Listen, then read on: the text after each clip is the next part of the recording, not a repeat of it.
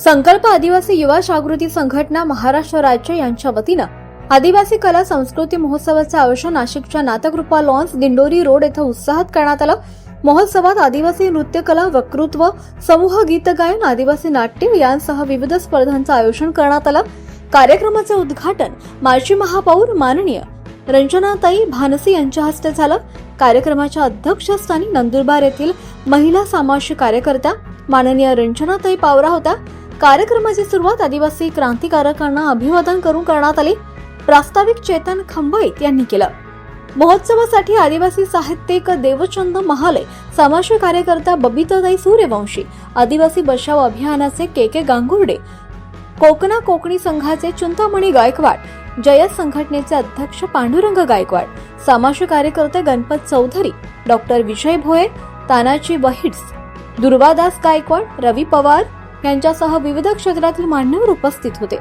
या महोत्सवातील नृत्यकला, गीत गायन, वक्तृत्व, नाट्य स्पर्धांना उत्स्फूर्तपणे प्रतिसाद मिळाला। विविध स्पर्धांमध्ये तब्बल 150 स्पर्धकांनी सहभाग नोंदवला।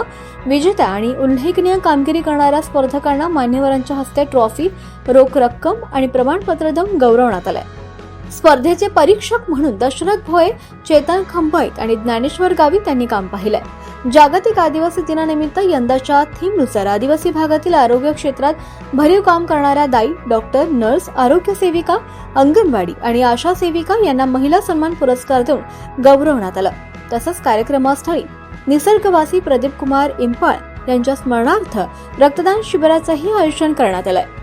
कार्यक्रमाचे सूत्रसंचालन दुर्गेश बोरे व परसराम पाडवी यांनी केलं। कार्यक्रम यशस्वी करण्यासाठी क्रांतीलाल मोरे, सुनील गांगुर्डे, दिलीप भुसारे, मनोहर खंबाईत, राज गांगुर्डे, मधुकर पाडवी, हेमंत मोरे, भागवत पवार, महेंद्र रंबाईत, संदीप चौरे, टोकेरा गांगुर्डे यांच्यासह संकल्प आदिवासी युवा जागृती संघटनेच्या अधिकाऱ्यांनी आणि सदस्यांनी परिश्रम घेतले।